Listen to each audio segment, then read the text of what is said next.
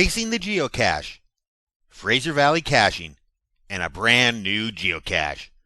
Welcome to Season 3 of Icenrye's Geocaching Videozine.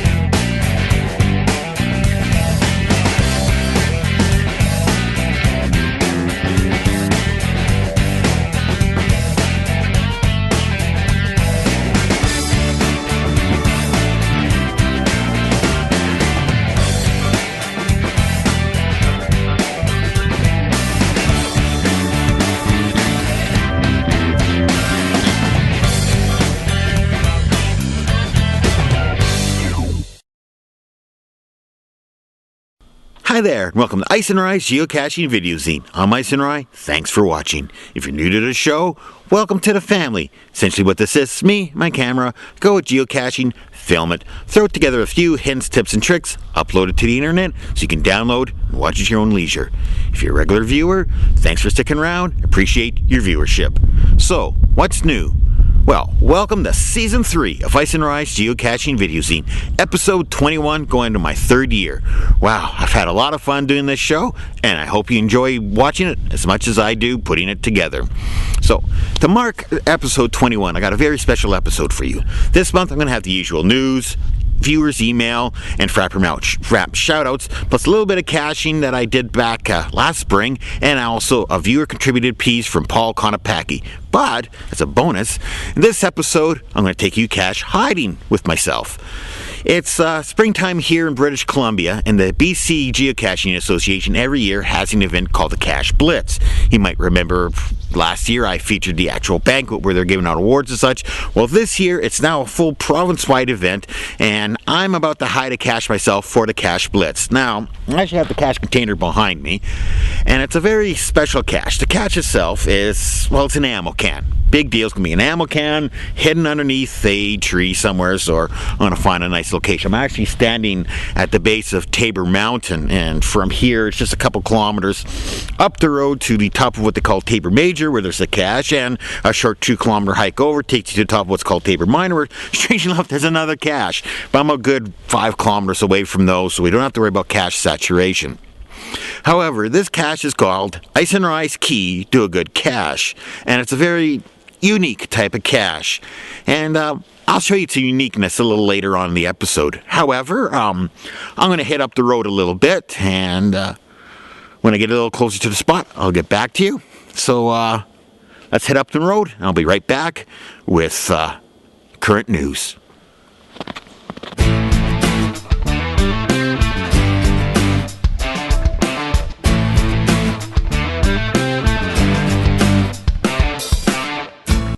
Alright, time for some geocaching news. But before we get into news, as I promised,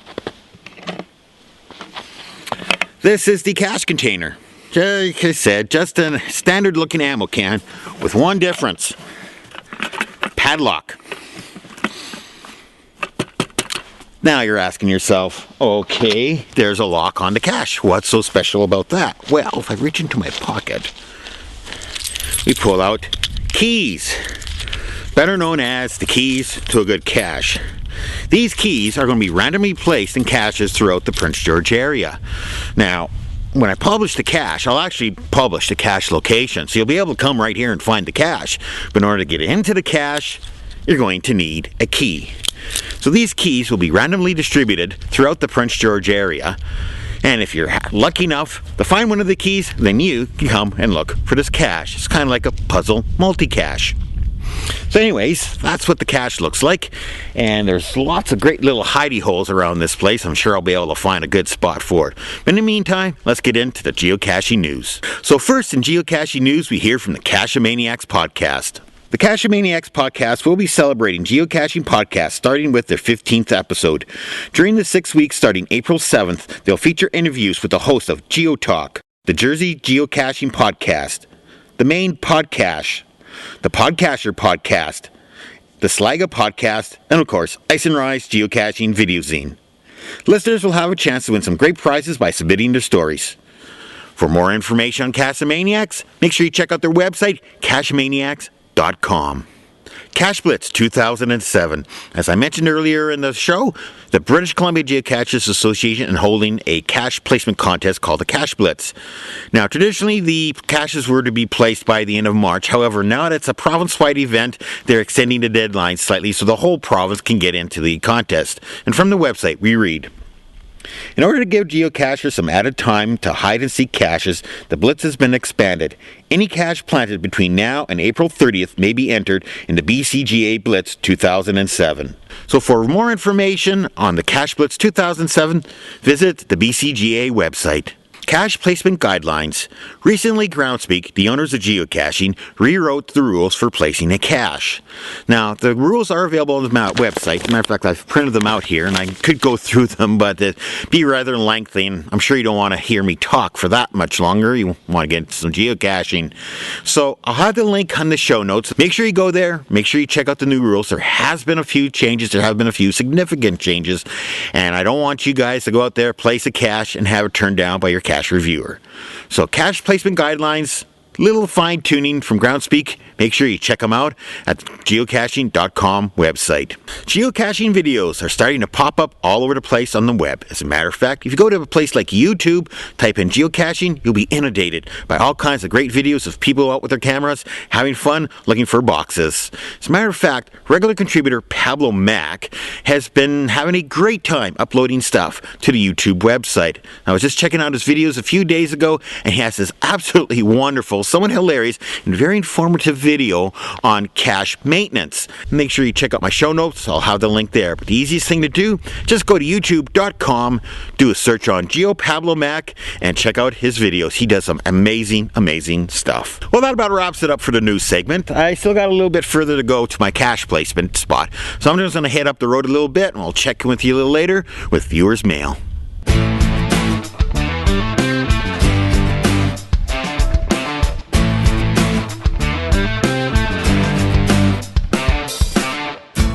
So now I'm just a little bit further up the road, and it's just about time to leave this road and actually go into the woods and find a final hiding spot for the cache. And some good tree coverage around here, which means I'll have to be a little careful when I'm taking my GPS signal, because I want to get as, obviously as accurate reading as possible. Before we go off in the woods, though, let's read off some viewers' mail. So first, we hear from Rocker Montreal, and he writes, hello, found geocaching video number 8 while doing a Google search. I have to say this was the most outstanding video on geocaching I have ever seen.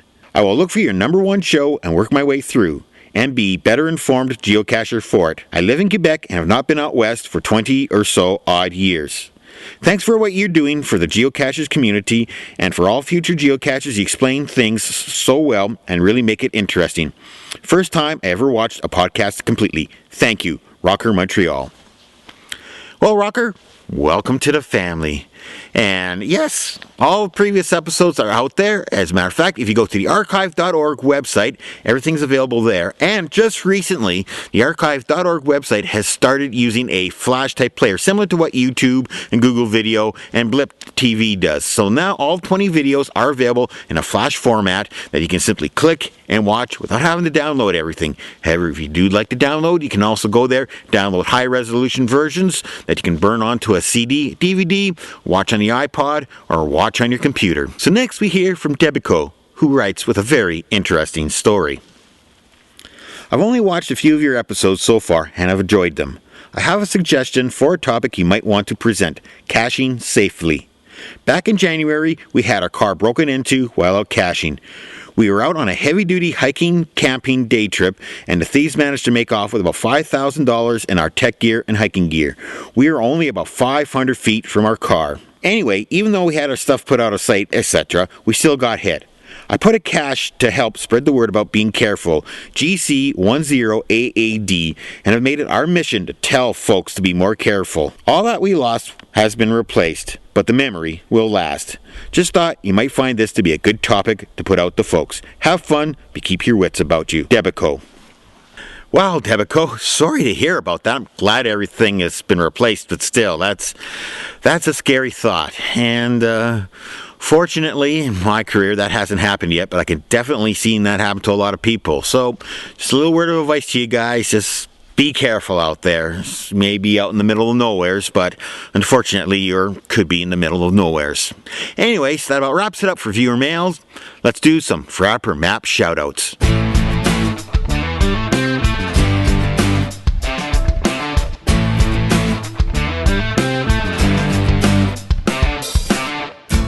Frapper Map shoutouts. If you don't know what a Frapper map is, it's a virtual wall map. You remember when you were growing up, you had a big map of the world up in your bedroom and you used to stick in pins of places you either been or places that you'd like to go to someday. Well, Frapper is the same thing, except it's on the web. And what the pins are is location of people who watch Icenrye's Geocaching Videozine.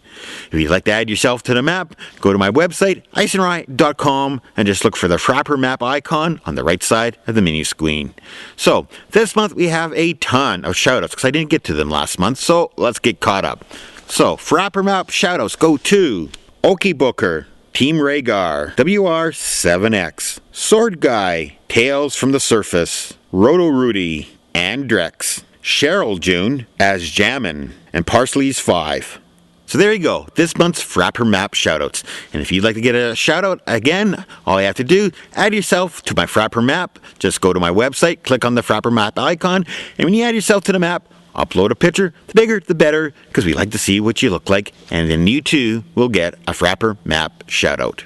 Anyways, that's enough the preliminaries. I'm going to hit up the road a little further, and I think I got a couple spots picked out where I'm going to hide this cache, and I'll get back to you then, and we'll go do some geocaching. So recently I heard from regular viewer and contributor Paul Konopacki about his latest video. The video is on a very Faery geocache race.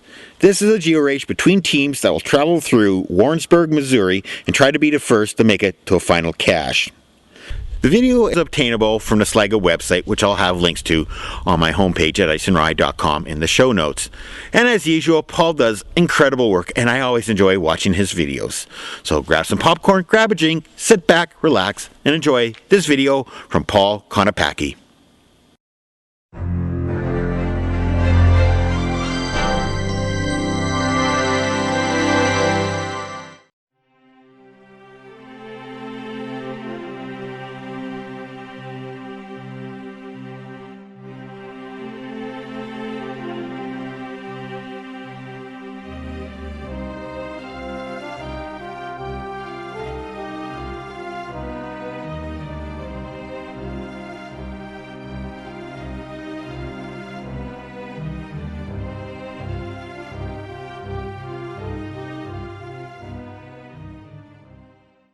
Right now we're taking the final cache container to its site. It's a mile, and it looks like this way, but you never know in these trees.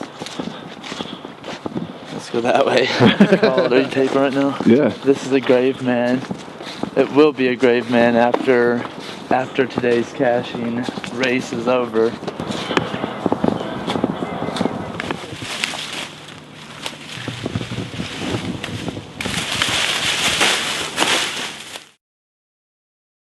I thought about this cache for a while. I wanted to do something with Shakespeare, so involving Mercutio, I think I said that right, saying, ask for me tomorrow and you'll find me a grave man, or something to do with that. So that's all I'm going to say, but my cemetery and my cache. Cool, dude. I think we're all ready to go then. Hi, guys. Morning. I'm Steven. I'm Barry G. Well, half the team was lost. So. Okay, that's Before we check in? yeah, just you or you? Geo Smith. You want to find someone to be the spokesperson. You're not really going to have to speak, but you're just going to have to sit down for a second. Sanderson or What's your Sherwood team or name? I don't know. I guess that's me. How am I doing? How's it going? Good. Hi, Susie.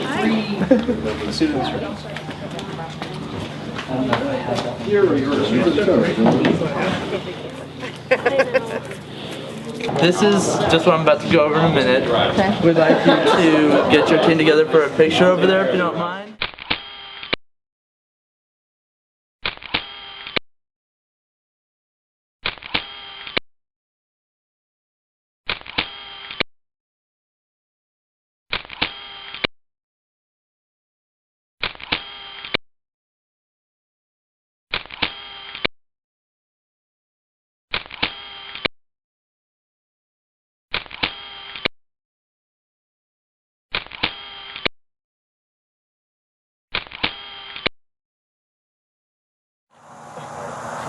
That was cool, man. That had to be our pose,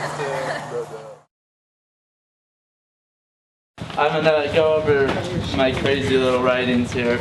Everyone's gonna be going to similar caches or not. It's just gonna be kind of a hodgepodge, but there is a system of methods in my madness. For each team, there will be 2 minor containers. All they have are the coordinates to the next cache. Very simple. You just follow directions. Those 5 caches will lead to a final. There are designated prizes for first, second, and third. The spokespersons take their maps. Everyone gets it at the same time. Open your packets and have fun, everybody.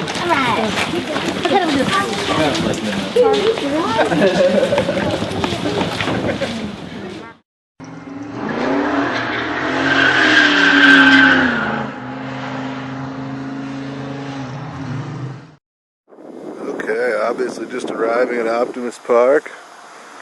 Could be our first cachers coming up here. Looks very determined. I think he knows where he's going. I think so, counting the posts. Now it looks like he's heading back. Looks like we have our second for the day coming in.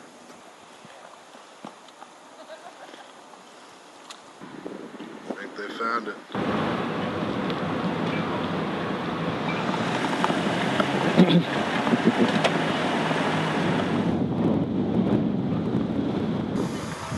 First team at Blind Boom Park.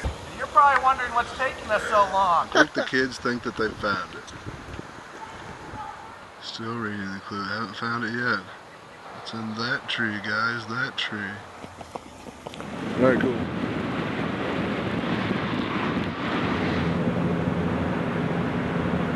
Let's see if they picked the right tree. I think they're getting excited now.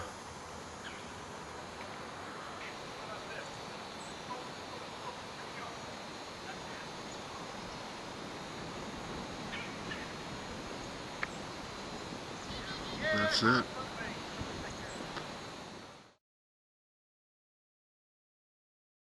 The football field, but our coordinates led us right here, led us here. How many caches do you guys have left to find? Well, we found the first one in 6 minutes, the second one in 7. I don't even know where the final's at. I do. Yeah, we do. Did you? Oh, you.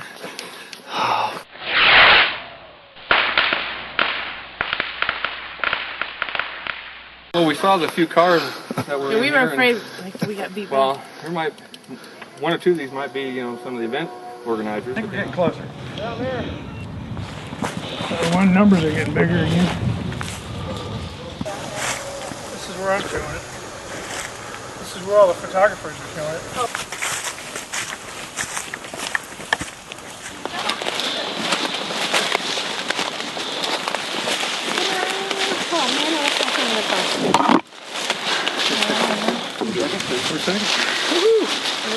And we're third. Congratulations. Thank you. Okay, guys.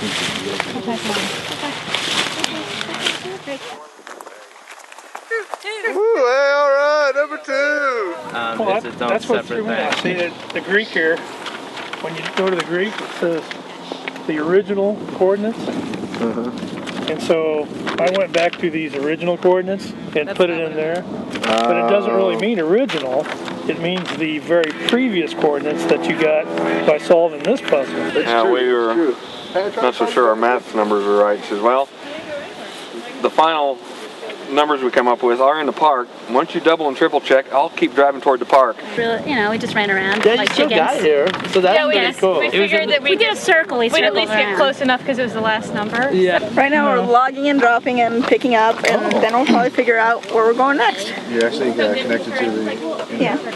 We have a air card, which makes it a million times easier when we're out and about. Good time today. Really enjoyed it. Great job. That's good meeting you. Congratulations again, man. What? We had the right coordinates in the first place, and you guys wussed out. And we got yelled off of a golf course. So. Did you? Yeah. By the time we got on the other side of the fence and watching the guy getting buried, that was fun. That's why we wussed out. There was already people on that cache lot, so we wouldn't have got first.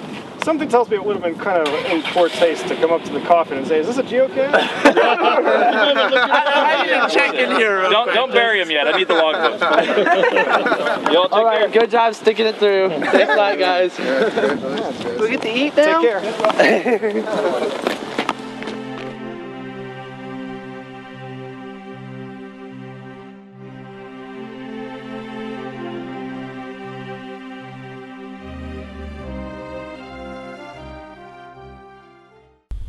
Thanks, Paul, for that great piece. It was really enjoyable.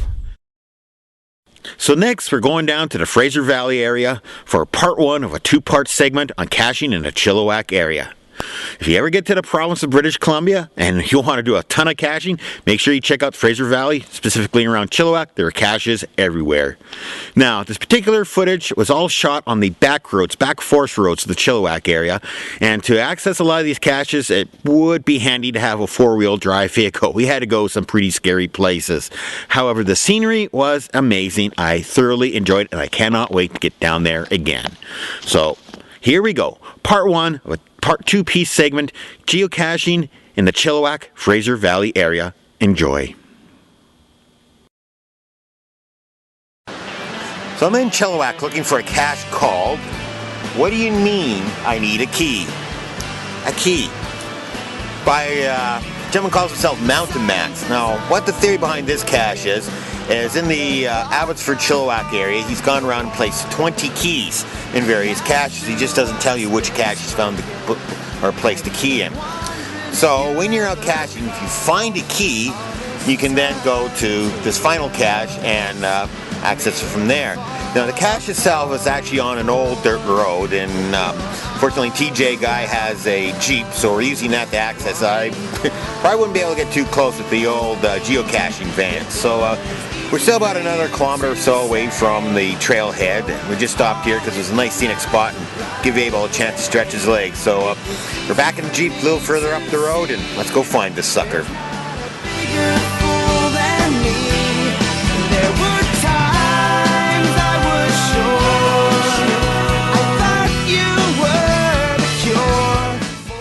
Okay, so we're up the road now. We're about 50 meters away from the cache. It's just down this little ravine area behind me. And so the GPS is running. I got the key. Looks kind of full down there. Should be fun. Anyways, we're off and running.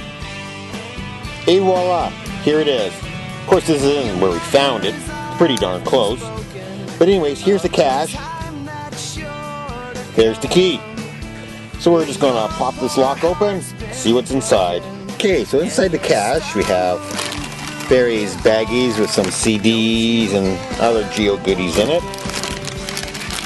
And this one, we seem to have a cassette tape in there. If you remember from episode 4, my tuning in show, tuning in cache, this is done by the same group of people who did that, those tapes. And we scan over a little further. Of course, we got our logbook and such, and we got a border collie. However, the border collie does not come in the cache. The border collie found the cache. Right, Abel? Yeah, okay. And fortunately, there are no dog biscuits in this cache, so he's not overly impressed. However, for us, we're going to throw in a DVD, sign the log, and be on our way. Any other way, but it was easy for you to say.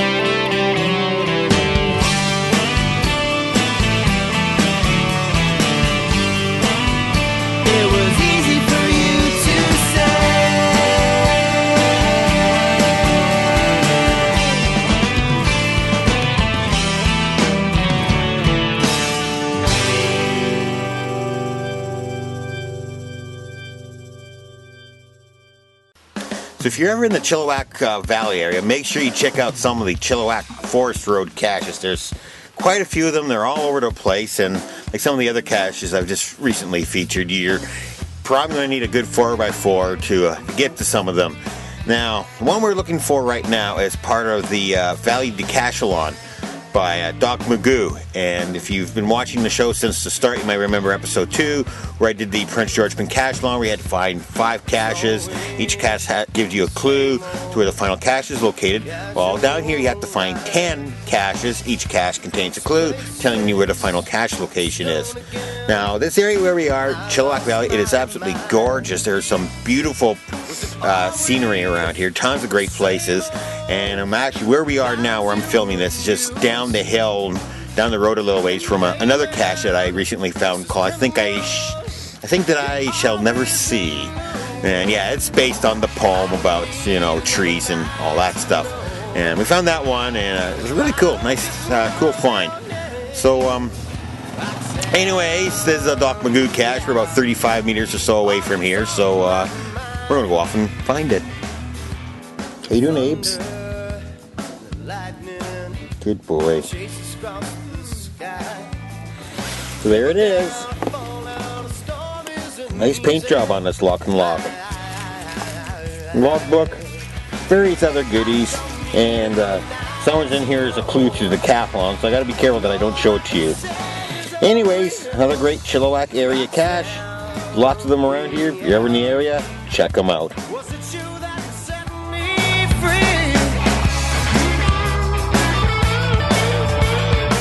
So I'm now located at Chilliwack River Park, obviously in Chilliwack, and behind me is a nice little gazebo here, and it goes on and explains history of Chilliwack area logging, Chilliwack wildlife. There's a whole bunch of stuff on First Nations, and there's a lot of history. It's actually quite a nice little informative tour going through there. But if you're watching this show, you know I'm not giving you a tour of tourist information booths, right? Right, of course. There's a cache nearby. This one has the unique name of Dog That Goes Madly Off in All Directions. It's another Doc Magoo cache, and according to the old GPS, we're about 100 meters or so away from it. So Abel's waiting for me to catch up to him, so I gotta get going. See you at the cache. And hey man, this is criminal. I'm tired of this news. We don't need another night to know. And I don't need to know your name, Roxanne, yeah. Always on my mind, Roxanne, yeah. Was it you that set me free?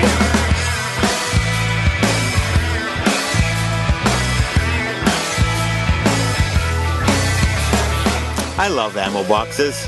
They're nice, big, relatively easy to find.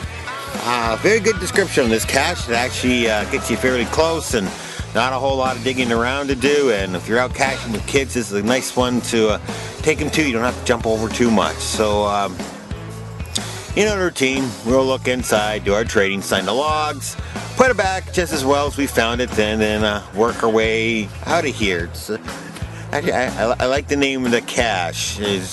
Duck's gone off in all directions. Well, you leave the trailhead and the arrow tells you to go left, the trail goes right. And then the arrow tells you to go right, but the trail goes left. And the GPS keeps saying, oh, dude, it's behind you. But eventually, the trail does come around and you eventually do get to where the cache is located. So, again, another great Chilliwack Valley cache. So, we're having fun, having a great time. Off to the next one. So there you go. Make sure you come back in future episodes to see how the rest of the day goes. There were some really great finds on that trip. But anyways, that about wraps it up for this episode of Icenrye's Geocaching Videozine. I hope you enjoyed it. Just remember, my website is www.icenrye.com, and if you want to get a hold of me, send emails to geoicenrye@icenrye.com or click on the Contact Me link on my webpage. Tell your friends about the show, tell your family about the show, tell everybody you know about the show. The more viewers, the better. And hey, this is such a great sport. Well, maybe we do want to keep it to ourselves. Wink, wink. Anyways, I have found a spot for my cache. I gotta go and place it and take the coordinates and check in with gc.com and make sure everything goes okay. So in the meantime and in between time, that's it. Another episode of Icenrye's Geocaching Videozine. I hope you enjoyed. So until the next episode, cache on.